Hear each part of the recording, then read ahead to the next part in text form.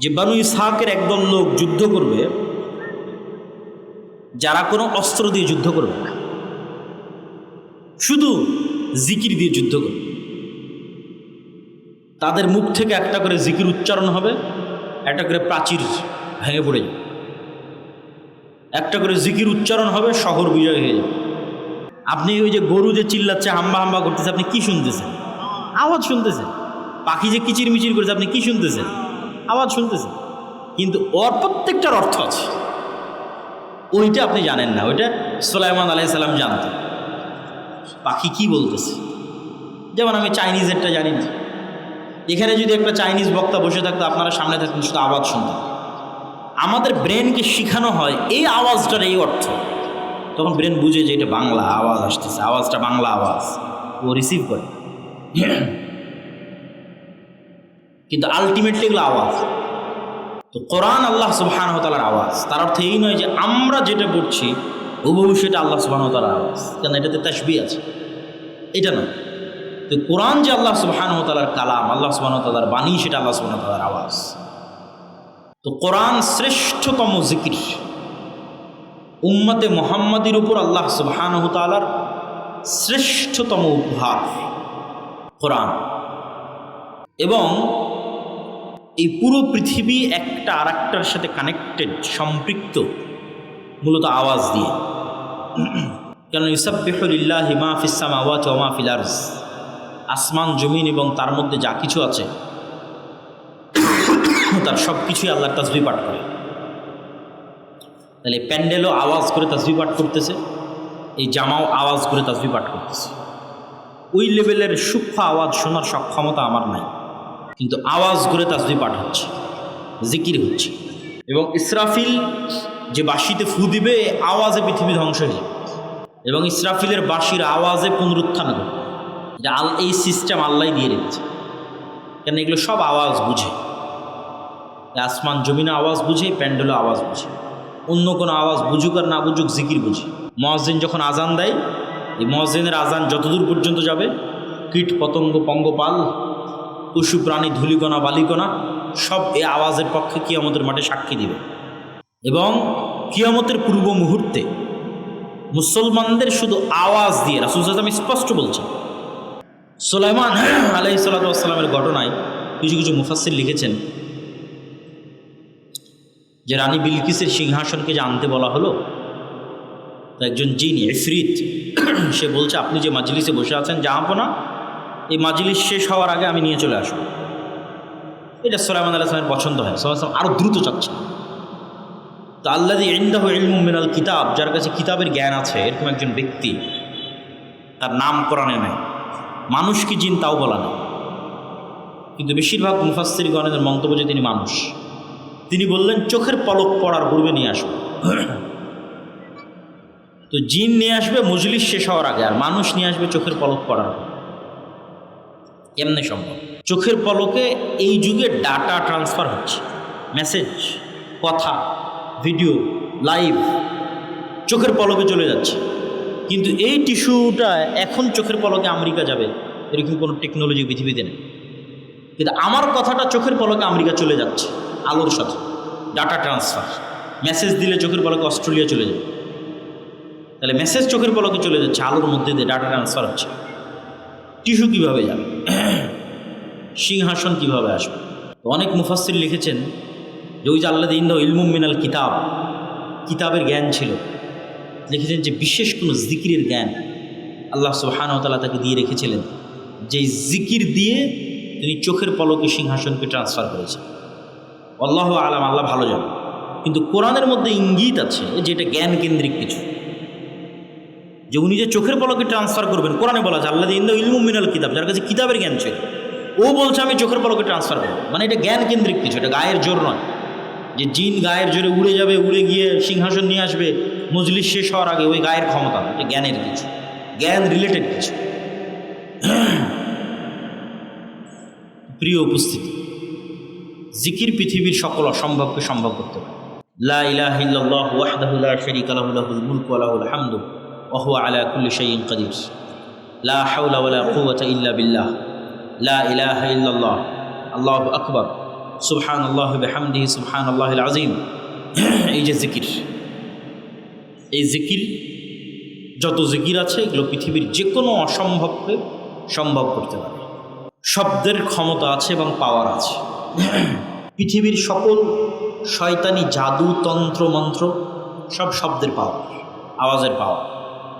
কিন্তু সব শয়তানি জাদু তন্ত্র মন্ত্রের চেয়ে পাওয়ারফুল আল্লাহ সুবহানাহু ওয়া তাআলার কোরআন, যা আল্লাহ সুবহানাহু ওয়া তাআলার আওয়াজ। খানে মে থোড়া পরহেজ করকে চলবে, মানে খাবারে একটু বেছে বেছে চলবে, পরহেজ করকে চলবে, বেছে বেছে চলবে। ওইটাকে মুত্তাকিকে তখন উর্দুতে বলেছে পরহেজগার, আমরা বলেছি পরহেজগার। তার মানে যে বেছে বেছে চলে। তাহলে বেছে বেছে চলার প্র্যাকটিসটা কোথায় হচ্ছে? লাআল্লাকুম তাত্তাকুন, ইয়া আইয়ুহাল্লাযীনা আমানু কুতিবা আলাইকুমুস সিয়াম, তোমাদের উপর সিয়াম ফরজ করা হয়েছে। কামা কুতিবা আলাল্লাযীনা মিন ক্বাবলিকুম, যেমন তোমাদের পূর্ববর্তীদের উপর ফরজ করা হয়েছে। লাআল্লাকুম তাত্তাকুন, যেন তোমরা বেছে বেছে চলার প্রশিক্ষণ নিতে পারো, বিরত থাকার প্র্যাকটিস করতে পারো শয়তানের বিরুদ্ধে। তাহলে এই বিরত থাকাটা তখনই পূর্ণাঙ্গতা পাবে যখন আপনার জিহ্বা বিরত আছে, চোখ বিরত আছে, কান বিরত আছে, পেট বিরত আছে, লজ্জাস্থান বিরত আছে, হাত এবং পা বিরত আছে। এবার আপনি পুরো 1 মাস শয়তানের বিরুদ্ধে যুদ্ধ করার প্রশিক্ষণ নিলেন, বিরত থাকার প্রশিক্ষণ নিলেন। প্রিয় উপস্থিতি, যেই সমস্ত বিষয়ের মাধ্যমে শয়তান মানুষকে ঘায়েল করতে চায় তার অন্যতম 3টি বিষয় হচ্ছে অত্যাধিক খাওয়া, অত্যাধিক ঘুমানো, অত্যাধিক কথা বলা। এই 3টে শয়তান আমাদের উপর চাপিয়ে দিতে চায় যে সারাদিন এর ওর নামে যা ইচ্ছা তাই বলো, সারাদিন যা ভালো লাগে সব খাও, বিড়ি সিগারেট মদ জুয়া জর্দা গুল তামাক সব, আর যত বেশি পরিমাণ পারো একদম রাত থেকে শুরু করে ফজর থেকে শুরু করে 10টা 11টা 12টা পর্যন্ত ঘুমাও। এই 3টে শয়তানি স্বভাব। তাহলে পেট পূর্ণ করে যখন মানুষ খায় তখন ইবনুল কাইয়িম রাহিমাহুল্লাহ বলছেন যে মানুষের রক্ত সঞ্চালনের এই রাস্তা প্রশস্ত হয় এবং প্রশস্ত হওয়ার কারণে ওর মধ্যে দিয়ে শয়তান আরও বেশি ঢুকতে পারে। শয়তান কিন্তু আমাদের শরীরে ঢোকে, ইয়াজরি মাজরাদ দাম, রক্ত সঞ্চালনের রাস্তাগুলোর মধ্যে দিয়ে শয়তান প্রবেশ করে। তাহলে যখন পেট পূর্ণ করে খাবে, প্রচুর পরিমাণে ঘুমাবে, তখন এগুলোতে শয়তানের প্রবেশাধিকার বাড়ে। তাহলে এই জন্য শয়তানের ঢোকা কমিয়ে আনার জন্য মানুষের জন্মগত স্বভাব, নাফসানি চাহিদা, পৃথিবীতে যদি শয়তান নাই, আজকে কল্পনা করেন ইবলিস এবং ইবলিসের বাহিনী নাই, তারপরেও মানুষের সবচেয়ে বড় শত্রু তার নিজের নাফস। কেন? এই নাফস এই পৃথিবীতে তৈরি হয়েছে, এই পৃথিবীর আলো বাতাস মাটি পানি দিয়ে তৈরি হয়েছে, রূহ এসেছে আসমান থেকে, ওর সাথে দুনিয়ার সম্পর্ক। কিন্তু যেই নাফস দুনিয়াতে তৈরি হয়েছে ও তো দুনিয়ার খাওয়া, দুনিয়ার বিনোদন ভালোবাসবেই। এইটা নাফসের জন্মগত চাওয়া যে সে খাওয়াকে ভালোবাসবে, এটা নাফসের জন্মগত চাওয়া যে সে নারীকে ভালোবাসবে, এটা নাফসের জন্মগত চাওয়া যে সে টাকাকে ভালোবাসবে। নাই পৃথিবীতে শয়তান, তখন এই নাফস নিজেই আপনাকে পথভ্রষ্ট করার জন্য যথেষ্ট। এই জন্য কিছু কিছু দোয়ায় রাসূলুল্লাহ সাল্লাল্লাহু আলাইহি ওয়াসাল্লাম একসাথে নাফস থেকেও পরিত্রাণ চেয়েছেন, শয়তান থেকেও পরিত্রাণ চেয়েছেন। প্রত্যেক বক্তা যখন বক্তব্য শুরু করে তখন দেখবেন, আজকের বক্তব্য আমি শুরুতে বলেছি, নাহমাদুহু ওয়া নাস্তাঈনু ওয়া নাস্তাগফিরু ওয়া নাউযু বিল্লাহি মিন শুরুরি আনফুসিনা।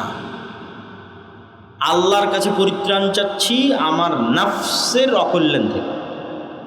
তো নাফস যদি ভয়ঙ্করই না হবে তো নাফসের অকল্যাণ থেকে কেমনে পরিত্রাণ চাই?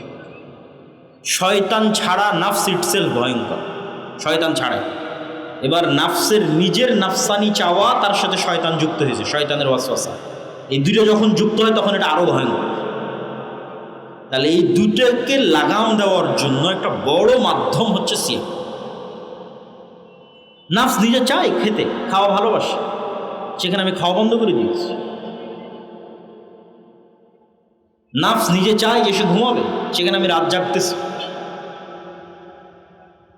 নাফস চায় যে সে মানুষের বিরুদ্ধে গীবত, তহমত, অপবাদ, যত মানুষকে ছোট করতে পারে তত মজা পায়, সেখানে আমি জিহ্বার সিয়াম পালন করা শুরু করেছি। তাহলে চোখের সিয়াম, কানের সিয়াম, জিহ্বার সিয়াম, পেটের সিয়াম, লজ্জাস্থানের সিয়াম, এগুলো একসাথে শয়তান এবং আমার নাফস দুটোর বিরুদ্ধেই যুদ্ধ। এই জন্য মানুষকে ভালো করতে, পরহেজগার করতে, মুত্তাকি করতে সিয়ামের কোনো বিকল্প নেই। শাবান মাসে সিয়াম পালন, রমাজানে সিয়াম পালন, বৃহস্পতিবার সোমবারে সিয়াম পালন, মাসের 3 দিন সিয়াম পালন অব্যাহত রাখতেই হবে। পারলে দাউদ আলাইহিস সালাতু ওয়াস সালামের মতো একদিন পর একদিন।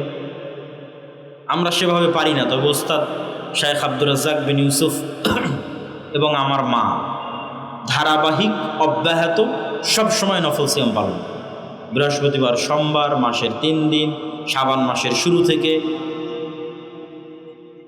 সবসময়। এটা কখনো বৃহস্পতিবার সোমবারের সিয়ামও কখনো মিস দেন না, মাসের 3 দিনের সিয়ামও কখনো মিস দেন না, শাবান মাসের শুরু থেকে তো দেয়নি। তো আমরা ওইভাবে পারি না, কিন্তু দেখে অনুপ্রাণিত হয়েছে না, চেষ্টা করতে হবে, পারতে হবে, করতে হবে। তো আপনাদেরকেও উৎসাহিত করছি যে আপনি যদি শাবান মাসে সিয়াম না রাখেন তাহলে আপনার ব্রেন আনপ্রিপেয়ার্ড অবস্থায় রমজানে ঢুকবে, অপ্রস্তুত অবস্থায় রমজানে ঢুকবে। আর আপনি যদি শাবানে সিয়াম রাখেন তাহলে সাইকোলজিক্যালি, মেন্টালি আপনার ব্রেনকে আপনি আগে থেকে সিগন্যাল দিচ্ছেন, ব্রেনকে সিগন্যাল দিচ্ছেন। দেখেন, ব্রেন একটা ভিন্ন স্বাধীন সত্তা, ওকে আপনি যেভাবে ইউজ করবেন ও সেভাবে অভ্যস্ত হয়ে যাবে। তো ব্রেনকে আপনি আগে থেকে সিগন্যাল দিচ্ছেন যে আমি শাবানে সিয়াম রাখছি কেন, সামনে রমজান আসতেছে। তখন ব্রেন নিজেই প্রস্তুত হবে, মেন্টালি প্রিপেয়ার্ড হবে যে না, রমজানকে মূল্যায়ন করতে হবে, রমজানে ইবাদত করতে হবে, এই মূল্যায়ন, এই প্রস্তুতিটার দরকার আছে। সিয়ামের বিষয়ে আর একটা কথা বলে আমরা সালাত কিভাবে আমাদেরকে শয়তানের কবল থেকে রক্ষা করতে পারে সেটির দিকে আলো। সিয়ামের বিষয়ে আরেকটি কথা, রমাজান এবং শাবান এবং সিয়াম, এগুলো বিষয়ে শেখ আব্দুর রাজ্জাক বিন ইউসুফ আর আলোচনা করব। সিয়ামের বিষয়ে একটি কথা, আল্লাহ সুবহানাহু তাআলার কাফারা সিস্টেম, গুনাহ মাফ হওয়ার যে পদ্ধতি আল্লাহ তৈরি করে রেখেছেন, আল্লাহ সেট আপ করে রেখেছেন যে গুনাহ মাফ হবে। এই পদ্ধতিতে আপনি জেহারের কাফারা বলেন, কসম ভঙ্গের কাফারা বলেন, দিনের বেলা রমজান মাসে স্ত্রীর কাছে যাওয়ার গুনাহের কাফারা বলেন, হজ বা উমরায় ভুল হলে দম দেওয়ার কাফারা বলেন, অনিচ্ছাকৃত কোনো মানুষকে হত্যা করলে দিয়াতের কাফারা বলেন, এই প্রত্যেকটা গুনাহ, কথা যত গুনাহের কাফারা আল্লাহ দিয়েছে পৃথিবীতে, এই প্রত্যেকটা কাফারা শুরু হয় গোলাম আজাদ করো, না হয় এতজন মিসকিনকে খাওয়াও, এটা দিয়ে। গোলাম আজাদ সর্বোচ্চ, মানে গোলাম আজাদ করতে বেশি টাকা লাগে, তার চেয়ে একটু কম টাকা লাগবে মিসকিনকে খাওয়ানো, পরিমাণ কম বেশি, কোথাও 10 জন মিসকিন, কোথাও 60 জন মিসকিন, এক এক ধরনের কাফারা নির্ধারণ করা আছে। তথা প্রথম যে দুইটা বললাম, এই দুইটা হচ্ছে টাকা, গোলাম আজাদ করতে টাকা দিতে হবে, মিসকিনকে খাওয়াতে টাকা দিতে হবে। তথা পকেট থেকে টাকা আল্লাহর রাস্তায় বের হলে গুনাহ মাফ হয়। এটা কাফারা সিস্টেমকে দেখলে বোঝা যায় যে আল্লাহ কিভাবে কাফারার সিস্টেম নির্ধারণ করেছে। 2 নম্বর, যখন এই দুইটার কোনোটাই কেউ পারে না, তখন বলে সিয়াম রাখো। যে কোনো কাফারা আপনি উঠিয়ে দেখেন, এখান থেকে গিয়ে যে কোনো ফতোয়ার বই, যে কোনো মাস্তা মাসাইলের বই খুলে আপনি দেখেন যে কাফারায় আল্লাহ কি বলছে।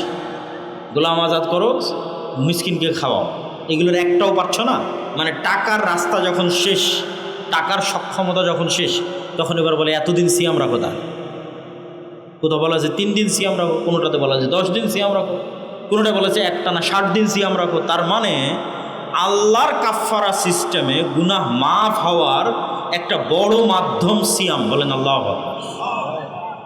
পৃথিবীর যে কোনো গুনাহ অত্যাধিক সিয়াম দিয়ে মাফ হয়ে যেত, পৃথিবীর যে কোনো গুনাহ অত্যাধিক সিয়াম দিয়ে কাফারা হিসেবে গণ্য হয়ে যেত। গুনাহ মিটিয়ে দিতে পারে। প্রিয় উপস্থিতি, সালাত শয়তানের যে আধিপত্য আমাদের নিজের নাফসের উপর, এই আধিপত্য যদি আপনি ভাঙতে চান,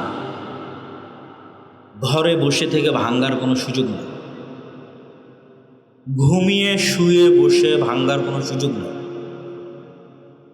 আমি শয়তানের গোলাম অবস্থায় আছি, কথার কথা, এখন শয়তানের গোলামি থেকে বের হতে চাই, তাহলে বের হব শুয়ে থেকে হবে না, ঘুমিয়ে থেকে হবে না, বসে থেকে হবে না, খেয়ে দেয়ে হবে না। আমি শয়তানের গোলাম অবস্থায় আছি, বের হতে চাই শয়তানের গোলামি থেকে, এর জন্য কাজ করতে হবে। পৃথিবীতে কোনো কিছুই কাজ করা ছাড়া হাসিল হয় না, পরিশ্রম ছাড়া হাসিল হয় না, প্রশিক্ষণ ছাড়া হাসিল হয় না। আপনি আর্মিতে জব করে ঢোকেন, আপনাকে 10 কিলোমিটার দৌড়াও 10 কিলোমিটার একটা না, প্রতিদিন সকালে পিটি করো, কেন কাজ না করলে তো শরীর ফিট থাকবে। শরীরকে যে ফিট রাখবে, কি দিয়ে ফিট রাখবে? যদি ব্যায়াম না করে, ফিজিক্যাল এক্সারসাইজ না করে। তো শরীরের সুস্থতা অসুস্থতা যেমন একদম হুবহু মানুষের নাফসের সুস্থতা অসুস্থ, এটা আমরা বুঝি না, আমাদের বুঝার বাইরে। যেমন শরীরের সুস্থতা অসুস্থতার আপনি আজকে এখনই যান যে আপনি অসুস্থ, মেডিকেলে গিয়ে চেক আপ করেন, বলবে আপনার এই ভিটামিন শর্ট আছে, ভিটামিন সি নাই, ভিটামিন সি নাই, এই জন্য আপনার ঠোঁট ফাটে, ভিটামিন সি নাই, এই জন্য মুখে ঘা হয়েছে, ভিটামিন ডি নাই, এই জন্য হাঁটুতে ব্যথা। তাহলে কোনো একটার কমতিতে আপনি অসুস্থ হয়ে যাচ্ছেন, আবার কোনো একটার মাত্রাতিরিক্ত বেশি হলে আপনি অসুস্থ। বলে সুগার লেভেল যেমন থাকার কথা তেমন নাই, 5, 6, 7 থাকবে, 13, 14, 15 হয়ে বসে আছে, তাহলে আপনি অসুস্থ। কেন? এখানে বিষ বেশি হয়ে গেছে, বিষ ঢুকে গেছে শরীরের মধ্যে, ভাইরাস ঢুকে গেছে। তাহলে এই যে শরীরের সুস্থতা এবং অসুস্থতা যেমন হুবহু, এইরকমই নাফসের সুস্থতা অসুস্থতা। নাফসের ভিটামিন নাই, নাফস যেখান থেকে ভিটামিন নিবে সে ভিটামিনগুলো নাই। একদিকে তো ভিটামিন নাই, আর একদিকে যে বিষগুলো থাকলে নাফস অসুস্থ হবে, ওই বিষগুলো প্রতিনিয়ত ঢুকতেছে। তাহলে নাফসের ভিটামিনের অভাব, প্রোটিনের অভাব, ক্যালোরির অভাব কি? যত ফরজ ইবাদত আছে সব ফরজ ইবাদত, প্রত্যেকটা ফরজ ইবাদতে চুল পরিমাণ কমতি তৈরি হওয়া মানে নাফস অসুস্থ, মানে পূর্ণাঙ্গ ভিটামিন ঢুকতেছে না, প্রোটিন ঢুকতেছে না, ক্যালোরি ঢুকতেছে না, অসুস্থ হয়ে গেছে, মারা যাওয়ার দ্বার প্রান্তে, নূর কমে যাচ্ছে। নাফসের মৃত্যু মানে নূর না থাকা। নাফসের মৃত্যু কি দিয়ে বুঝবে? নাফস এবং রুহের মৃত্যু হচ্ছে নূর না থাকলেই মৃত্যু। তাহলে আমাদের যতজনের নাফস জীবিত আছে না মৃত আছে কি দিয়ে বুঝবেন? হার্টবিট পাম্প করতেছে, রক্ত বেরোচ্ছে, তার মানে বেঁচে আছেন। জি না, এই বেঁচে থাকা তো দুনিয়াবি বেঁচে থাকা। রুহানিভাবে আপনি জীবিত কিনা, আপনার রুহ জীবিত কিনা, না আপনি মারা গেছেন। তা আপনার নাফস এবং রুহ এটা মারা গেছে কিনা এটা বুঝবেন কি হবে? আপনার এর মধ্যে এই কালবে নূর আছে কিনা। নূর নাই, মৃত, মারা গেছে। তাহলে ওই নূর কি কোথায় থেকে আসবে? আপনি তো নিজেই কমিয়েছেন, সালাতে নাই, সিয়ামে নাই, এগুলো জরুরি যে ভিটামিনগুলো থাকা দরকার সেগুলো নাই, কমে গেছে। তাহলে তো অটোমেটিক নূর মারা যাওয়ার দিকে। এবার যে সমস্ত ভাইরাস ঢুকলে আপনি মারা যাবেন, ওই ভাইরাস প্রতিনিয়ত ঢুকতেছে, কান দিয়ে গান ঢুকতেছে, এটা ভাইরাস ঢুকার রাস্তা। শয়তানের আক্রমণের জানালা কান, চোখ দিয়ে অশ্লীল দৃশ্য ঢুকতেছে, এটা ভাইরাস। এটা ওইভাবেই হৃদয়কে আক্রান্ত করে যেভাবে বাস্তবে আমাদের শরীর আক্রান্ত হয়। এই জিনিসগুলো প্রত্যেকটা যে বিষয়গুলো আমি বলতেছি এটা বাস্তব, এটা মাপার কোনো যন্ত্র পৃথিবীতে নাই। তাই এটা মাপার যদি কোনো যন্ত্র পৃথিবীতে বের করা যেত তাহলে আপনি মেপে দেখতে পেতেন যে হ্যাঁ, আমার কাল্ব, আমার হৃদয় আসলেই নূর নাই, নূর হারিয়ে গেছে, এখানে ভাইরাস ঢুকে এটাকে বিষাক্ত করে ফেলেছে এবং এখান থেকে নূর বিদায় নিয়েছে। ওই রকমই একটা ভাইরাস হচ্ছে এই যে জিহ্বা দিয়ে যে আমরা একে অপরকে গালি দিচ্ছি, মিথ্যা অপবাদ দিচ্ছি, গীবত করছি। দেখেন, মানুষ যখন মিথ্যা বলে তখন তার মুখে দুর্গন্ধ তৈরি হয়, যে দুর্গন্ধে ফেরেশতা পালিয়ে যায়, সহিহ হাদিস। তা আপনি কি মনে করেন যে এই দুর্গন্ধটা বাস্তবে তৈরি হয়েছে না কল্পনায় তৈরি হয়েছে? বাস্তবে তৈরি হয়েছে। আমি যখন মিথ্যা বললাম, আপনি যখন মিথ্যা বললেন, তখন আমার মুখ থেকে বাস্তবেই দুর্গন্ধ বেরিয়েছে। এই দুর্গন্ধটা বাস্তব। কিন্তু ওই দুর্গন্ধটা যেই লেভেলে ফিল করা যাবে, ওই লেভেলের মতো সূক্ষ্ম গন্ধ নেওয়ার ক্ষমতাই নাকের নাই, কিন্তু দুর্গন্ধ বাস্তবে বেরিয়েছে। যেমন কুকুরের নাকের যেই লেভেলের দুর্গন্ধ নেওয়ার সক্ষমতা, ওই লেভেলের গন্ধ নেওয়ার সক্ষমতা তো আমার নাকের নাই। ফলত আমি বলবো যে বোতলেরও গন্ধ নাই, এই মাইকেরও গন্ধ নাই, জামারও গন্ধ নাই, কিন্তু প্রত্যেকটার গন্ধ আছে। তাহলে এগুলো বাস্তব লেভেলে ঘটে। তো আল্লাহ সুবহানাহু ওয়া তাআলার কাছে একজন সিয়াম পালনকারীর মুখের গন্ধ মিসকে আম্বর, মৃগো নাভির যে পৃথিবীর সর্বশ্রেষ্ঠ গন্ধ, তার চেয়ে বেশি প্রিয়। এটা কখন? যতক্ষণ এই জিহ্বা, এই চোখ, এই কান এগুলো দুর্গন্ধের মধ্যে ঢোকেনি। আমি আছি সিয়াম, কিন্তু আমার জিহ্বা থেকে দুর্গন্ধ বের হচ্ছে, মিথ্যা বলতেছি দুর্গন্ধ, গীবত করতেছি দুর্গন্ধ, অপবাদ দিচ্ছি দুর্গন্ধ। তাহলে এটা থেকে কিভাবে সুগন্ধি বের হবে? আল্লাহর কাছে কেমন এটা সুগন্ধযুক্ত মনে হবে? ওই সিয়াম পালনকারীর মুখের গন্ধ থেকেই সুগন্ধি বের হবে, যে সিয়াম পালনকারীর মুখ দুর্গন্ধের মধ্যে ঢুকবে। তো আমাদের যে নফস, রূহ এবং কলব, এইটার উপর যদি আমি আধিপত্য বিস্তার করতে চাই, যে না একে শয়তানের গোলামি থেকে বের করব, তাহলে একে কাজ না দিলে, ট্রেনিং না দিলে, ভালো মতো ভিটামিন প্রোটিন না দিলে, ভাইরাস বের না করলে কখনোই ঠিক হবে না। ঠিক আমাদের শরীরের ফিটনেসের জন্য যেমন ব্যায়াম দরকার, ওইরকম নফসকে কন্ট্রোলে আনার জন্য ওর প্রশিক্ষণ দরকার। তাহলে ওর সবচেয়ে বড় প্রশিক্ষণ কি? যেই প্রশিক্ষণটা মৃত্যু পর্যন্ত একদিনের জন্য মিস দেওয়া মানে ওই একদিনই অসুস্থ, সেটা হচ্ছে সালাত। এটা কাজ, একটা মাত্র কাজ আল্লাহ সুবহানাহু ওয়া তাআলা মুসলমানদের জন্য দিয়েছে, শুধু একটাই কাজ, আর কোনো কাজ দেয়নি। এটা আবার ভুল বুঝিয়েন না, ভুল ব্যাখ্যা করিয়েন না, বুঝিয়ে বলতেছি। আমি বলছি কি, যে আল্লাহ মুসলমানদের শুধু একটাই কাজ করতে দিয়েছে, আর কোনো কাজ দেয় না। ব্যাখ্যা কি? ব্যাখ্যা হচ্ছে, প্রথমে আপনাকে বুঝতে হবে আল্লাহ সুবহানাহু তাআলার আদেশ তার নিষেধের চেয়ে লক্ষ কোটি গুণ দামি। আবার বুঝেন, আল্লাহর আদেশ তার নিষেধের চেয়ে বেশি বড়, বেশি মহৎ। নিষেধও বড়, মহৎ, আদেশটা বড়। কেন? একটা প্রতিষ্ঠান আপনি চালু করেছেন, এটাও একটা মাদ্রাসার প্রোগ্রাম। একটা প্রতিষ্ঠানের নিয়ম কানুন ঠিক রাখার জন্য অনেক নিষেধ আছে। ফোন চালানো যাবে না, এতটার পরে ঘুমানো যাবে না, এই প্যান্ট পরা যাবে না, এই কাপড় পরা যাবে না। মাদ্রাসায় ধরেন অসংখ্য নিষেধ আছে। আপনি এখন সব নিষেধগুলো ফলো করলেন, কিন্তু ওই মাদ্রাসায় এতগুলো নিষেধ দেওয়া আছে যেই কাজটাকে ভালো করে করার জন্য। ওকে ফোন চালাতে দিবে না, এটা নিষেধ করে রেখেছে। ওকে প্যান্ট পরতে দিবে না, নিষেধ করে রেখেছে। এগুলো নিষেধ দিয়ে রেখেছে একটা কাজ ভালো মতো করার জন্য, সেটা হচ্ছে নিয়মিত ক্লাসে উপস্থিত হয়ে পড়া ঠিক মতো করা। তো ওইটা দিয়ে নাই, তাহলে নিষেধ মানে লাভ আছে? আমি যদি বুঝাতে না পারি, এটা আমার ব্যর্থতা। যেই একটা মূল কাজকে সামনে রেখে এতগুলো নিষেধ দেওয়া আছে, ওটা দিয়ে দামি নাই। ওই নিষেধের কি দাম? তাহলে আল্লাহ সুবহানাহু ওয়া তাআলা অসংখ্য নিষেধ দিয়েছে। এই সমাজ ব্যবস্থাটাকে ঠিক রাখতে হবে। তো মানুষ যদি মানুষকে হত্যা করে, সমাজ ধ্বংস হয়ে যাবে। আল্লাহ জেনাকে হারাম করেছে, জেনা যদি হারাম না থাকে তাহলে পরিবার ধ্বংস হয়ে যাবে। তাহলে এই পৃথিবীকে টিকিয়ে রাখার জন্য, মানুষের এই সমাজ ব্যবস্থাকে টিকিয়ে রাখার জন্য অসংখ্য নিষেধ আছে। মদকে আল্লাহ হারাম করেছে। যদি সবাই মদ্যপায়ে আসক্ত হয়, সমাজে বিশৃঙ্খলা দেখা দেবে। সবাই যদি জুয়ায় আসক্ত হয়, সমাজ ধ্বংস হয়ে যাবে। তাহলে সমাজকে বাঁচিয়ে রাখার জন্য তো এগুলো লাগবে, কিন্তু এগুলো লাগবে কি করতে? একটা কাজ। সে কাজটার নাম কি বলেন? মাত্র কাজ হিসেবে একটাই দেওয়া আছে, কাজ একটা। তো বলবেন যে আরও তো কাজ আছে, সিয়াম আছে, হজ আছে, যাকাত আছে। কোনো একটা কাজ আদেশ হিসেবে আল্লাহ দৈনিক করতে হবে, এরকম কোনো কাজ আল্লাহ সুবহানাহু ওয়া তাআলা দেন।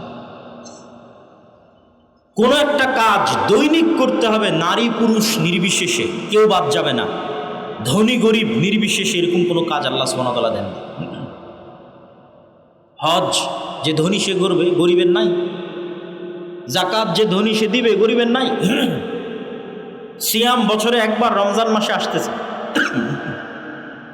তাহলে আপনি যে মুসলমান হলেন, আপনি এখন একটা হিন্দু মানুষ।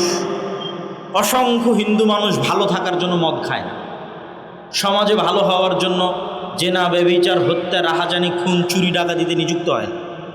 এই হিন্দু মানুষটা মুসলমান হয়ে কি করবে? এই মানুষটা তো আগে থেকে মদ খায় না, তোর কাজ কি?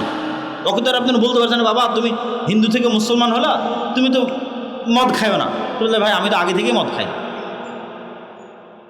কত লক্ষ লক্ষ খ্রিস্টান নেবেন, চুরি চামারি ডাকাতি অন্যায় করে না। বলে বাবা তুমি তো খ্রিস্টান থেকে ইসলাম গ্রহণ করলো, তো ইসলামের নিয়ম হচ্ছে চুরি চামারি করা যাবে না। বলে আমি তো আগে থেকে চুরি চামারি করি।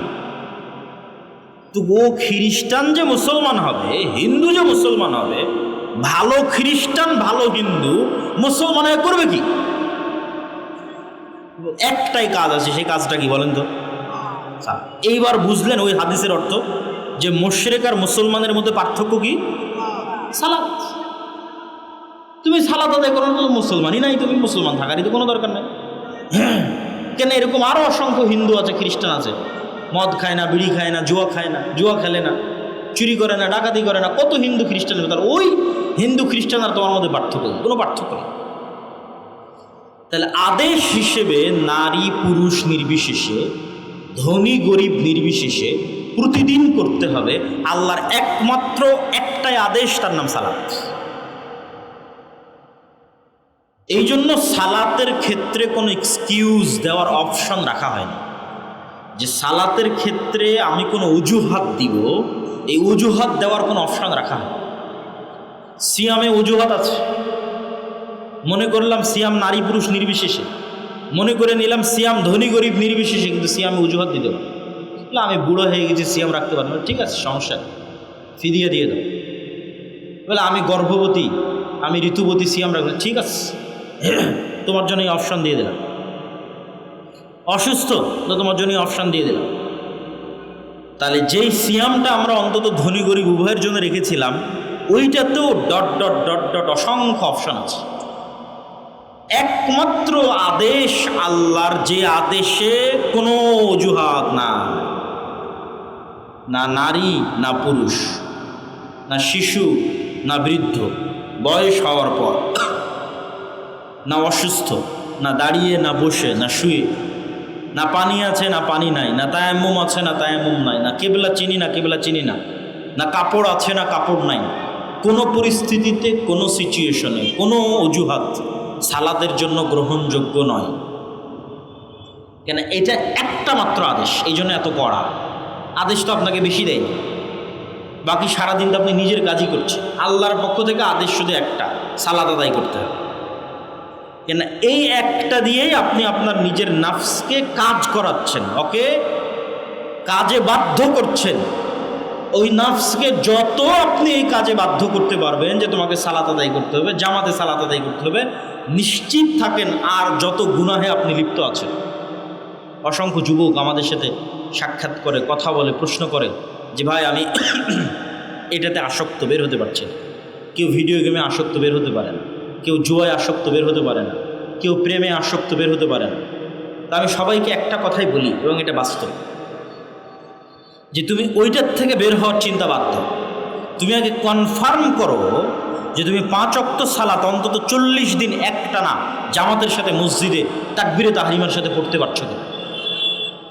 কেননা তুমি প্রেমে আসক্ত কেন? তোমার নিজের নাফসের উপর তোমার কন্ট্রোল নাই। তুমি জুয়ায় আসক্ত কেন? তোমার নাফসের উপর তোমার কন্ট্রোল নাই। তুমি নেশায় আসক্ত কেন? তোমার নাফসের উপর তোমার কন্ট্রোল নাই। তাহলে আগে তো তোমার নাফসের উপর কন্ট্রোল প্রতিষ্ঠা করতে হবে, তারপরে না তুমি এগুলো থেকে বের হবা। তো প্রতিষ্ঠা তো আর তুমি শুয়ে বসে ঘুমিয়ে করতে পারবে না, কাজ করতে হবে। সেই কাজটা কি? সেটা সালাত। এই একটা কাজ দিয়ে তুমি তোমার নিজের নাফসের উপর তোমার কন্ট্রোল প্রতিষ্ঠা করবা শয়তানের কন্ট্রোল থেকে। তো অন্তত একটা ডোজ, একটা কোর্স যদি তুমি কমপ্লিট করো, যে না আমি 40 দিন একটানা 5 ওয়াক্ত সালাত জামাতে আদায় করবো। যেমন সামনে রমজান আসতেছে, রমজানের 30 দিন যদি আপনি কট্টর সিদ্ধান্ত নেন যে রমজানের 30 দিন যেমন পুরো শরীরের সিয়াম চলবে, লাআল্লাকুম তাত্তাকুন যেটা আগে বলেছি, তার সাথে আমার নাফসকে আমি মাত্র একটা কাজ দিব, বেশি কাজ দিয়ে লাভ নাই, যদি না পারেন একটা কাজ দিব, সেটা যে 5 ওয়াক্ত সালাত জামাতে আদায় করব। বলেন ইনশাআল্লাহ। তাহলে একটানা 30 দিন, তারপরে যদি আরও 10 দিন যুক্ত করে 40 দিন করে, এটা একটা কোর্সের মতো, একটা ডোজের মতো। অ্যান্টিবায়োটিক ডোজ যেমন পূর্ণ কমপ্লিট করতে হয়, এই পূর্ণ যখন আপনি একবার 40 দিন, এই পূর্ণ 40 দিন যখন আপনি কমপ্লিট করে ফেলবেন, আপনি নিজেই বুঝতে পারবেন যে আপনার নাফসের উপর আপনার কন্ট্রোল ক্ষমতা প্রতিষ্ঠিত হয়ে গেছে। তাহলে বক্তব্যের দ্বিতীয় অংশ, সিয়াম শয়তানের বিরুদ্ধে যুদ্ধ, সালাত শয়তানের বিরুদ্ধে যুদ্ধ। যে অংশ দিয়ে বক্তব্য শেষ করব সে অংশটা হচ্ছে সালাত জিকির, এটা সব শেষে বলে বক্তব্য শেষ করব। তার আগে 2 মিনিট আপনাদের এই প্রতিষ্ঠান সম্পর্কে কথা। আমার বক্তব্যের মধ্যে একবার এই আলোচনা এসেছে যে টাকার মাধ্যমে গুনাহের কাফারা হয়। ওই পয়েন্টকে ধরে একটু সামনের দিকে আগাই। ইন্নাল্লাহা আশতারা মিনাল মুমিনিনা আনফুসাহুম ওয়া আমওয়ালাহুম বিআন্না লাহুমুল জান্নাহ হাল আদুল্লুকুম আলা তিজারাতিন, আমি কি তোমাদের এমন একটা ব্যবসার কথা বলে দিব না যেই ব্যবসাটা হবে আল্লাহর সাথে। তো ব্যবসা হবে আল্লাহর সাথে, আল্লাহ বিক্রি করবে কি? জান্নাতের প্লট এবং জান্নাতের ফ্ল্যাট এবং জান্নাতের বাগান, জান্নাতের ঝর্ণা, জান্নাতের ঘর, জান্নাতের গাছ। জান্নাতের একটা গাছও বিক্রি হবে।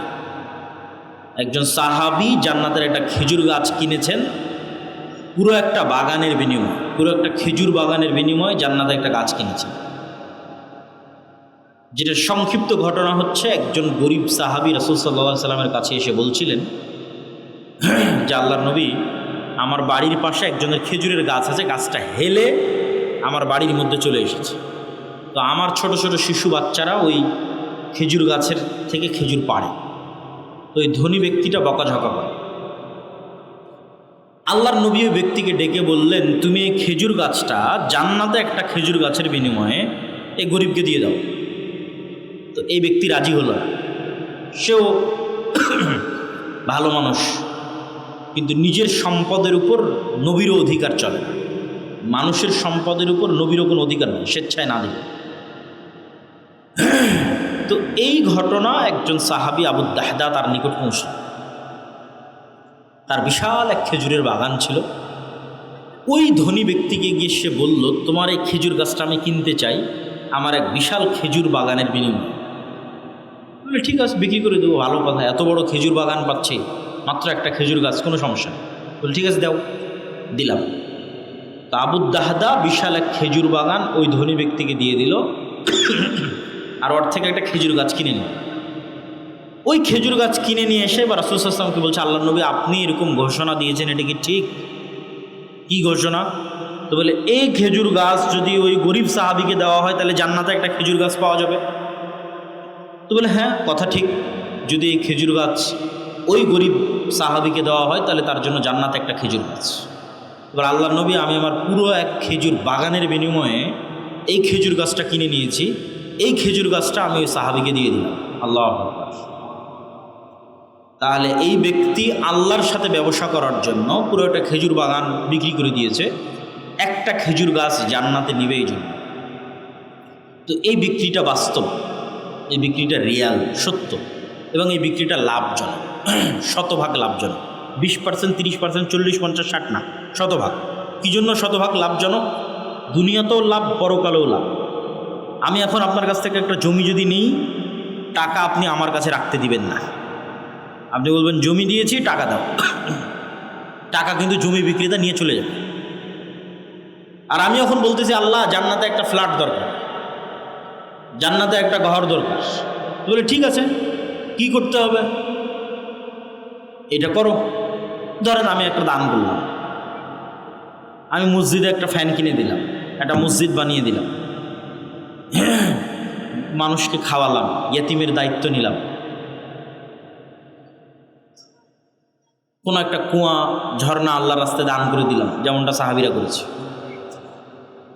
তো সেক্ষেত্রে ওই খেজুর গাছ, ওই খেজুর বাগান, ওই মসজিদ, ওই ফ্যান, ওই কুরবানির গোস্ত, এগুলো একটাও কি আল্লাহ সুবহানাহু ওয়া তাআলা নিজে নিয়ে চলে যাবে? নিজে নিয়ে চলে যাবে।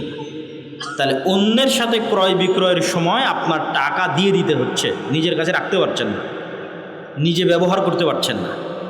আর আপনি আল্লাহর নামে একটা কুরবানি দিলেন, সেই কুরবানির গোস্ত আপনিই খাচ্ছেন, তাহলে লসটা কোথায় হবে? কুরবানির গোস্তটা তো আপনিই খাচ্ছেন।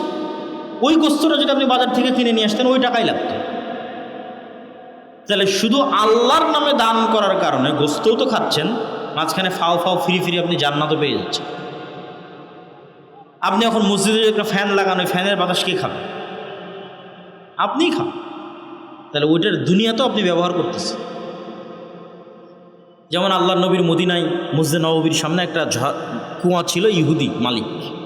আল্লাহ নবী বললেন, কে জান্নাতে একটা ঝর্ণার বিনিময়ে কুয়া দান করে দেবে? উসমান ইবনে আফফান বললেন, ঠিক আছে, আমি জান্নাতে একটা ঝর্ণার বিনিময়ে কুয়া দান করে দেব। কিনে, ইহুদির কাছ থেকে কিনে আল্লাহর রাস্তায় অফ করে দিল।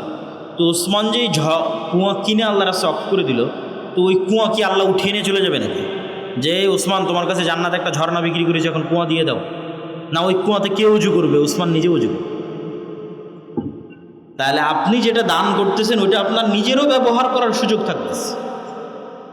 আপনি একটা মাদ্রাসায় যদি জমি দান করেন, মাদ্রাসায় যদি টাকা পয়সা দেন, ওখানে কার ছেলে মেয়ে পড়াশোনা করবে? আপনার ছেলে মেয়ে পড়াশোনা করবে।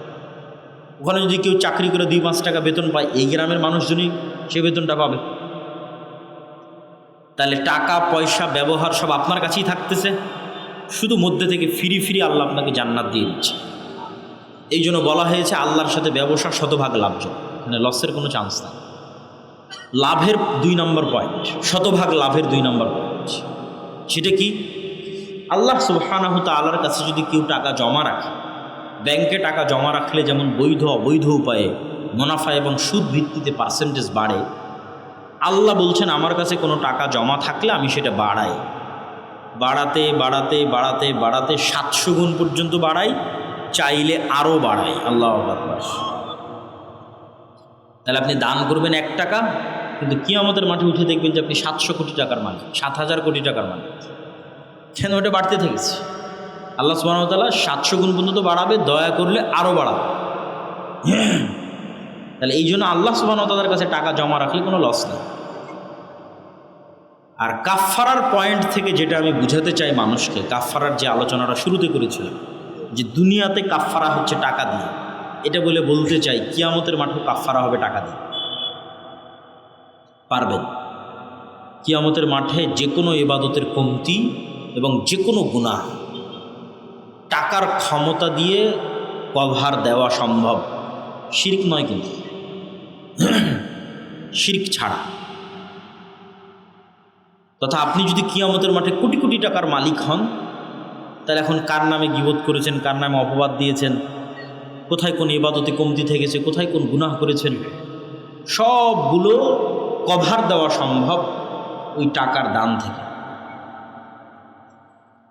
কভার দিয়ে তখন আপনি জান্নাতে যেতে পারবেন। তাহলে দুনিয়াতে যেমন মানুষের কোটি কোটি টাকা থাকলে মামলা মোকদ্দমা হয়ে গেলে বাঁচতে পারে, মেডিকেল ক্লিনিক হয়ে গেলে টাকার জোরে কোনো না কোনোভাবে বের হয়ে আসতে পারে, কিয়ামতের মাঠেও মানুষ টাকার সেই ক্ষমতা ব্যবহার করতে পারবে। কিন্তু শর্ত হচ্ছে কিয়ামতের মাঠে নতুন করে ধনী হওয়ার কোনো রাস্তা নেই। ধনী দুনিয়াতে হয়েই যেতে হবে। যে আমি কিয়ামতের মাঠে ধনী অবস্থায় উঠতে চাই, এই মর্মে কিয়ামতের অ্যাকাউন্টে টাকা জমা করেই যেতে হবে দুনিয়া থেকে। এই জন্য মুসলমানের গরিব থাকার সুযোগ নাই, মুসলমানকে ব্যবসায়ী হতে হবে। মুসলমান ব্যবসায়ী কওম, ব্যবসায়ী জাতি। তো আজকের এই রাজপাট জামিয়া সালাফিয়া মহিলা মাদ্রাসার জন্য আপনারা অবশ্যই আপনাদের যে দান, সাদাকা, জাকাত, ওসর, যেটা যেভাবে সম্ভব সেভাবে অংশগ্রহণ করবেন। এবং আজকের বৈঠকি দানেও যার যার পক্ষে অংশগ্রহণ করা সম্ভব তারা অংশগ্রহণ করবেন। স্টেজে যারা আছে তারাও অংশগ্রহণ করবেন। এবং আপনাদের মধ্যে যারা স্বেচ্ছাসেবক যাবে তাদের কাছে আপনারা সেই সহযোগিতাটা পৌঁছে দেন। কই আপনাদের স্বেচ্ছাসেবক কোথায়? জি, তো কই প্রস্তুত থাকলে দেখা যায় না তো। জি, আমি আমার বক্তব্যের শেষ অংশ, আপনারা ওস্তাদজিকে নিয়ে আসেন, আমি বক্তব্যের শেষ পয়েন্ট শুরু করছি এবং যারা সহযোগিতা অংশগ্রহণ করতে চান তারা সহযোগিতা করেন। আমি বক্তব্যর যেভাবে শুরু করেছিলাম সেটার সামারিটা করে বক্তব্যের শেষে চলে যাই। বক্তব্য আমি শুরু করেছিলাম আজকের এই আধুনিক বিশ্বে যারা গণতন্ত্রের ধ্বজাধারী, মানবতার দার্স প্রদানকারী, এদের এই বুলি, এদের এই মিষ্টি কথা, এগুলো সব মিথ্যা এবং এটার বিপরীতে আপনাকে ইসলামকেই দাঁড় করাতে হবে, ইসলামের নিজস্ব বৈশিষ্ট্যের উপর, ইসলামের নিজস্ব গুণের উপর, এবং এর বিপরীতে ইসলামই দাঁড়িয়ে থাকবে এবং ইসলামী বিজয় হবে। কেননা পৃথিবীর আর কোনো বিষয় আমেরিকার মানুষকেও শান্তি দিতে পারবে না। আমেরিকার মানুষও অতিষ্ঠ হয়ে যাবে। শান্তি কোথায় পাবে? ইসলামে পাবে। দলে দলে ইসলাম গ্রহণ করা ছাড়া আমেরিকার মানুষও বাঁচার রাস্তা নেই, নাহলে ওদের ছেলেমেয়েরাও নিরাপদ নয়, শয়তান শেষ করে দেবে, ধ্বংস করে দেবে। তাহলে আমেরিকা, ইউরোপ, ইংল্যান্ড সবার বাঁচার রাস্তা কি? ইসলাম। এই জন্য ইসলামকে তার আসল অবস্থার উপর টিকিয়ে রাখা এবং আপনার এবং আমার কাজে কর্মে ইসলামকে ফুটিয়ে তোলা। যে ইসলামটা কি, এটা আমার আচার ব্যবহার দেখে মানুষ বুঝতে পারবে, আমার কথা দেখে বুঝতে পারবে। তো এই যে ইসলামের নিজস্ব স্বকীয়তার বাইরে গিয়ে ওই সমস্ত পাশ্চাত্য কিছু থিওরিকে সর্বশেষ কথা মনে করা, যেন এরপর আর কোনো কথা নাই, একে প্রশ্ন করার কোনো সুযোগ নাই, এটা থেকে বের হয়ে আসতে। আর এই পাশ্চাত্য থিওরিগুলো ধর্মনিরপেক্ষতাবাদ, সেকুলারিজম, লিবারেলিজম, এরা যে আমাদের ধ্বংস করতে চায় তার প্রমাণ আর দেওয়ার কিছু নাই। তার প্রমাণ তারাই করে দিয়েছে যে তারা কি চায় এই মিথ্যা কথাগুলো দিয়ে। তাহলে শয়তানের এই ষড়যন্ত্রগুলো থেকে আমাদের বাঁচার জন্য আজকের আলোচনায় কয়েকটা বিষয় তুলে ধরেছি। 1 নম্বর তুলে ধরেছি সিয়াম, 2 নম্বর তুলে ধরেছি সালাত, এবং শেষ করব জিকির দিয়ে। আল্লাহ সুবহানাহু ওয়া তাআলা বলেন, ওয়া আকিমিস সালাতা লিযিকরি। মহিলাদের প্যান্ডেলেও আপনারা নিজ দায়িত্বে দান সংগ্রহ করেন। ওয়া আকিমিস সালাতা লিযিকরি, সালাত প্রতিষ্ঠা করো আমাকে স্মরণ করার জন্য, আমার জিকিরের জন্য। তো সালাত জিকির, সালাত জিকির, এই জন্যই সালাতের কোনো এক্সকিউজ নাই।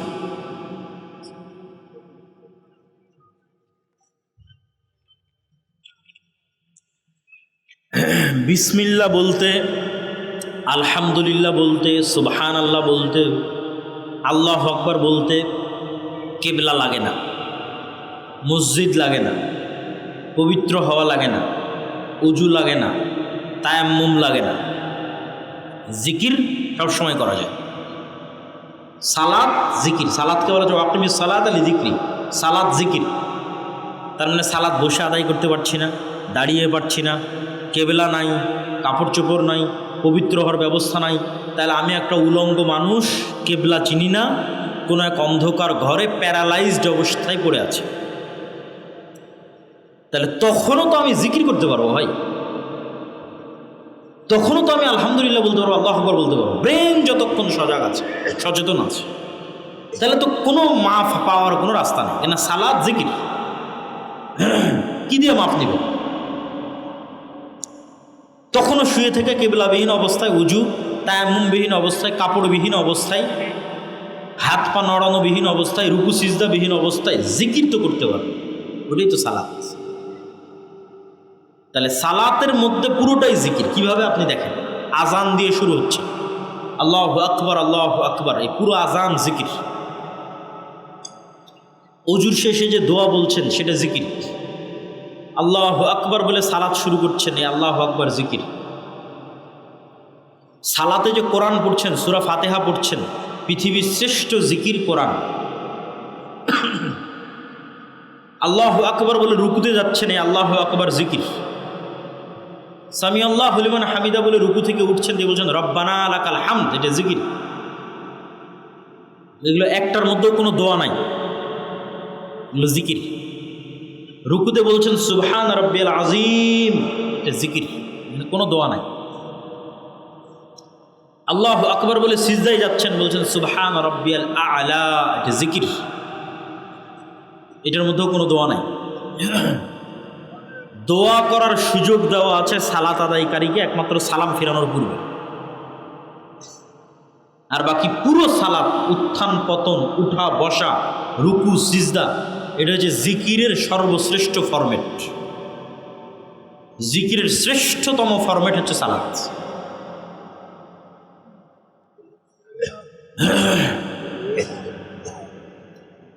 জিকির কেন শক্তিশালী, জিকির কেন পাওয়ারফুল, এটা আমি আমার বহু বক্তব্যে তুলে ধরেছি। কিছু মানুষ না বুঝে না জেনেই একটা সমালোচনা করে বসে থাকে। আল্লাহ সুবহানাহু ওয়া তাআলা কথা বলেন এবং আল্লাহ সুবহানাহু ওয়া তাআলার কথা বলার আওয়াজ আছে, শব্দ আছে। কেউ যদি আল্লাহ সুবহানাহু ওয়া তাআলার কথার আওয়াজ এবং শব্দকে অস্বীকার করে, তাহলে সে মুতাজিলা এবং কাফের হয়ে যাবে। আল্লাহ সুবহানাহু ওয়া তাআলা মুসা আলাইহিস সালামকে যখন ডাক দিয়েছেন, এটা বাস্তব, রিয়াল, সত্যিকার ডাক। যখন কথা বলেছেন, মুসা আলাইহিস সালাম আল্লাহর আওয়াজ শুনেছেন,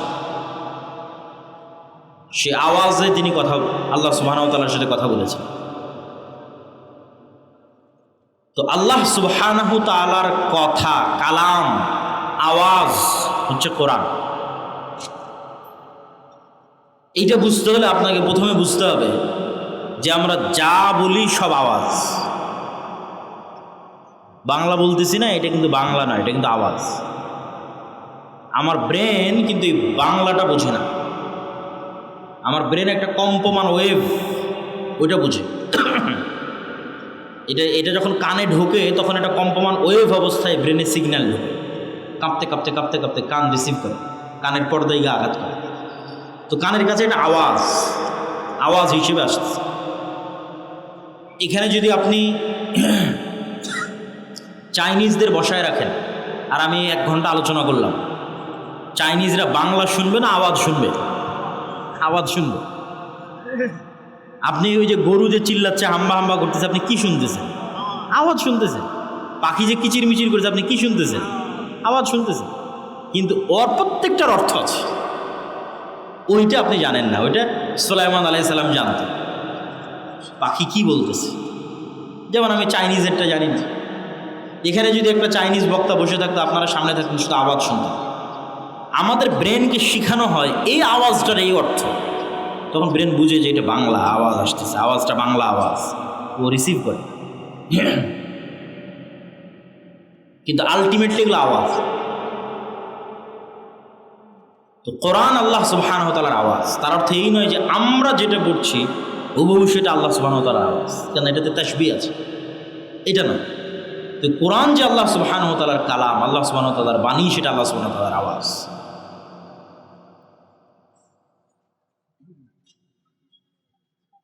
তো কোরআন শ্রেষ্ঠতম জিকির, উম্মতে মুহাম্মাদির উপর আল্লাহ সুবহানাহু ওয়া তাআলার শ্রেষ্ঠতম উপহার কোরআন।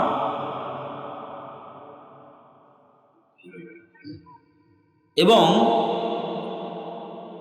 এই পুরো পৃথিবী একটা আর একটার সাথে কানেক্টেড, সম্পৃক্ত মূলত আওয়াজ দিয়ে। কেন ইউসাব্বিহু লিল্লাহি মা ফিস সামাওয়াতি ওয়া মা ফিল আরজ, আসমান জমিন এবং তার মধ্যে যা কিছু আছে তার সব কিছুই আল্লাহর তাসবিহ পাঠ করে। তাহলে প্যান্ডেলও আওয়াজ করে তাসবিহ পাঠ করতেছে, এই জামাও আওয়াজ করে তাসবিহ পাঠ করতেছে। ওই লেভেলের সূক্ষ্ম আওয়াজ শোনার সক্ষমতা আমার নাই, কিন্তু আওয়াজ করে তাসবিহ পাঠ হচ্ছে, জিকির হচ্ছে। এবং ইসরাফিল যে বাঁশিতে ফু দিবে, আওয়াজে পৃথিবী ধ্বংস হয়ে যাবে, এবং ইসরাফিলের বাঁশির আওয়াজে পুনরুত্থান ঘটবে। এটা এই সিস্টেম আল্লাহ দিয়ে রেখেছে, কেন এগুলো সব আওয়াজ বুঝে।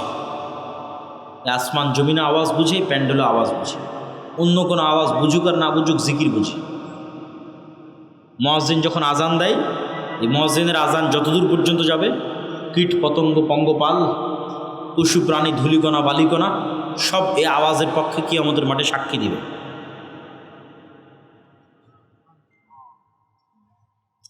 এবং কিয়ামতের পূর্ব মুহূর্তে মুসলমানদের শুধু আওয়াজ দিয়ে রাসূল সাল্লাল্লাহু আলাইহি ওয়াসাল্লাম স্পষ্ট বলছেন যে বানু ইসহাকের একদল লোক যুদ্ধ করবে যারা কোনো অস্ত্র দিয়ে যুদ্ধ করবে না, শুধু জিকির দিয়ে যুদ্ধ করবে। তাদের মুখ থেকে একটা করে জিকির উচ্চারণ হবে, একটা করে প্রাচীর ভেঙে পড়ে যাবে, একটা করে জিকির উচ্চারণ হবে, শহর বিজয় হয়ে যাবে। সুলাইমান আলাইহিস সালাতু ওয়াস সালামের ঘটনায় কিছু কিছু মুফাসসির লিখেছেন যে রানী বিলকিসের সিংহাসনকে যে আনতে বলা হলো, তো একজন জিন ইফরিত সে বলছে আপনি যে মাজলিসে বসে আছেন জাহাপনা, এই মাজলিস শেষ হওয়ার আগে আমি নিয়ে চলে আসবো। এটা সুলাইমান আলাইহিস সালামের পছন্দ হয়, সুলাইমান আলাইহিস সালাম আরও দ্রুত চাচ্ছে।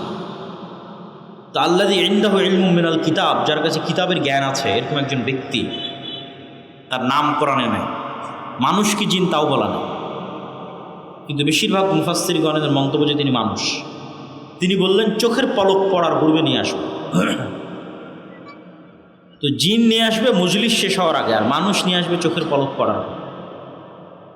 কেমনে সম্ভব? চোখের পলকে এই যুগে ডাটা ট্রান্সফার হচ্ছে, মেসেজ, কথা, ভিডিও, লাইভ চোখের পলকে চলে যাচ্ছে।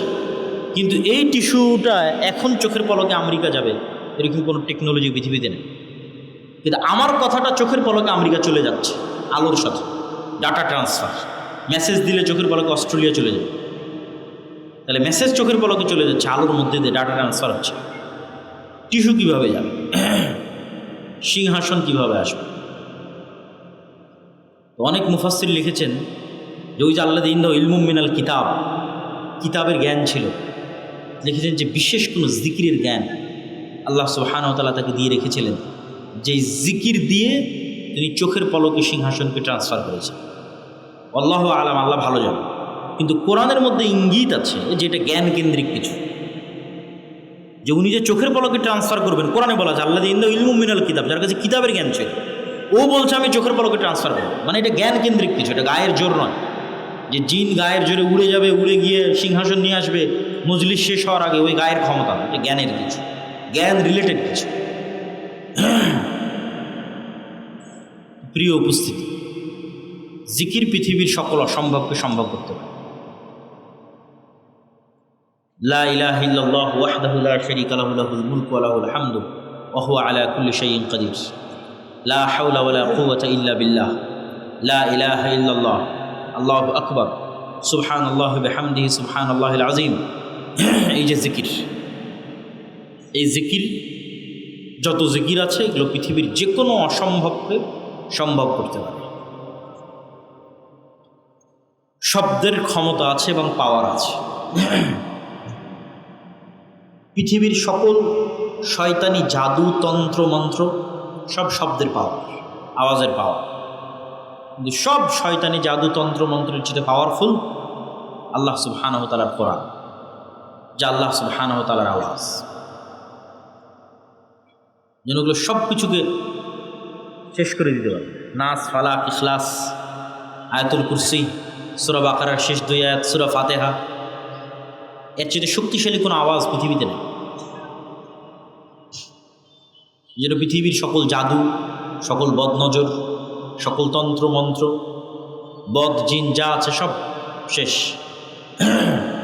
তো শুধু ওই পর্যন্তই সীমাবদ্ধ থাকবে এমনটা নয়, বরং মানুষ সকাল সন্ধ্যের জিকিরের মাধ্যমে সবচেয়ে বড় যে অর্জনটা করবে সেটা হচ্ছে সবচেয়ে সহজে যেই জিহ্বা দিয়ে শয়তান জাহান্নামে নিয়ে যেত, সবচেয়ে সহজে ওই জিহ্বা দিয়ে জান্নাতে চলে যাবে। আল্লাহু আকবার। সবচেয়ে ইজি, সহজ। খালি একটা সিদ্ধান্ত নিয়ে যদি আজকে এখান থেকে উঠেন যে আর মানুষের সাথে কোনো অপ্রয়োজনীয় কথা বলবো না, কোনো গীবত তোহমত চায়ের স্টল আড্ডা এই জিহ্বাকে আর এগুলো ফালতু কাজে লাগাবো না, যদি দুই একটা কথা বলি তাহলে কি বলবো? আল্লাহু আকবার, সুবহানাল্লাহ, আলহামদুলিল্লাহ, লা ইলাহা ইল্লাল্লাহ, সুবহানাল্লাহি ওয়া বিহামদিহি সুবহানাল্লাহিল আযীম। তাহলে খালি এই একটা ছোট্ট সহজ কাজ দিয়ে, যেটা দিয়ে আপনাকে শয়তান দ্রুত জাহান্নামে নিয়ে যেত, খালি জিহ্বাটা বন্ধ করে দেন, দিয়ে জিহ্বাটাকে আল্লাহর জিকিরে লাগান, আপনি অতি সহজে জান্নাতে চলে যাবেন। এই একটা শিক্ষা যদি নিয়ে আমরা আজকে উঠতে পারি, আমি কিন্তু বক্তব্য শেষ করে দিচ্ছি। কত এই একটা শিক্ষা নিয়ে যদি আমরা উঠতে পারি, আর বক্তব্যের শেষে নির্বাচন কেন্দ্রিক যত গুনাহ বললাম, এটা হচ্ছে এই যে মাসিক আল ইতিসাম। এই মাসিক আল ইতিসাম আপনাদের এখানে আসে কি না? আপনাদের বাড়ি ঘরে, প্রতিষ্ঠানে, মসজিদে প্রতি মাসে মাসিক আল ইতিসাম আসা উচিত। আমি নিজে প্রতি মাসে মাসিক আল ইতিসামে লিখে থাকি।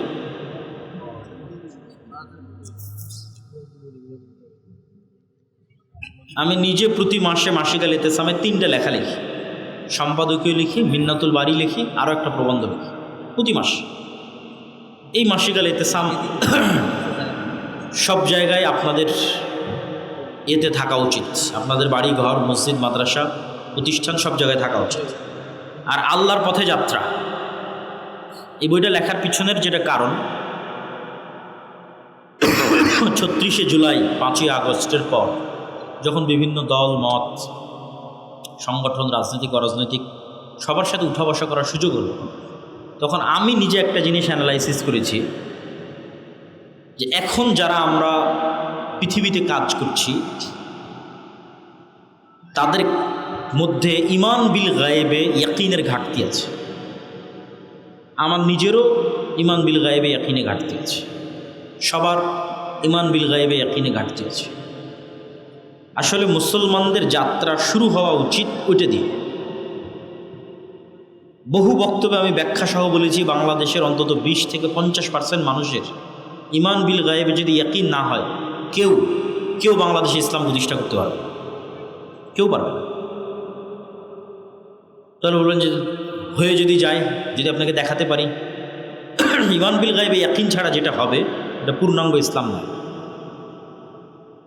পূর্ণাঙ্গ ইসলাম পারবেন না, কেন? পূর্ণাঙ্গ ইসলাম যেদিন আপনি কায়েম করে দিবেন, সেদিন বিশ্ব আপনার শত্রু হয়ে যাবে। বিশ্ব, এই যে সমস্ত নরপিশাচ, নরপশু যারা আজকে বিশ্ব শাসন করতেছে, এই নরপিশাচ, নরপশুরা আপনার অর্থনৈতিক অবরোধ দেবে।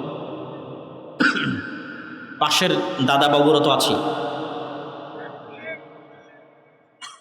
কয়টা রাজনৈতিক দল তাদের ইশতেহারে ভারতীয় আধিপত্যবাদ নিয়ে কথা বলেছে, প্রতিরক্ষা নীতি, পররাষ্ট্রনীতি নিয়ে কথা বলেছে? কেউ কথা বলে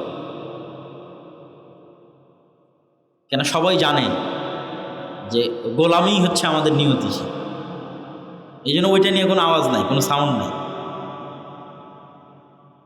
আর যত নির্বাচনী তফসিলে যত জন জমা দিয়েছে তাদের হলফনামা, 90%, 2-1% বাদ রাখতেছি, আল্লাহ ভালো জানে, তার বেশিরভাগই মিথ্যা। কে কত টাকার মালিক, কে কত টাকা ট্যাক্স দেয়, সব মিথ্যা। পুরো সিস্টেমটা মিথ্যা দিয়ে ভরা।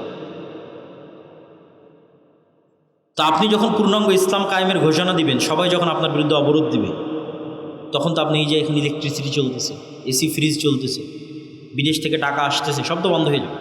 খাবেন কি? গার্মেন্টস বন্ধ হয়ে যাবে, অর্ডার বন্ধ হয়ে যাবে, ব্যবসা চলবে কি দিয়ে? তখন বাংলাদেশের মানুষই রাস্তায় নেমে বলবে যে আর ইসলামের দরকার নেই, যে সেকুলার সিস্টেম ছিল ওটাই ভালো। তাহলে কখন বলবে না যে এই ইসলামের দরকার নাই? এটা কখন বলবে না? কখন ধৈর্য ধরে ওই যে আসহাবুল উখদুদের মতো আগুনে ঢুকে গেছে। আসহাবুল উখদুদ ইমান পরিত্যাগ করেনি, আগুন চয়েস করে নিয়েছে। আসহাবে কাহাফ ইমান পরিত্যাগ করেনি, হিজরতকে চয়েস করে নিয়েছে।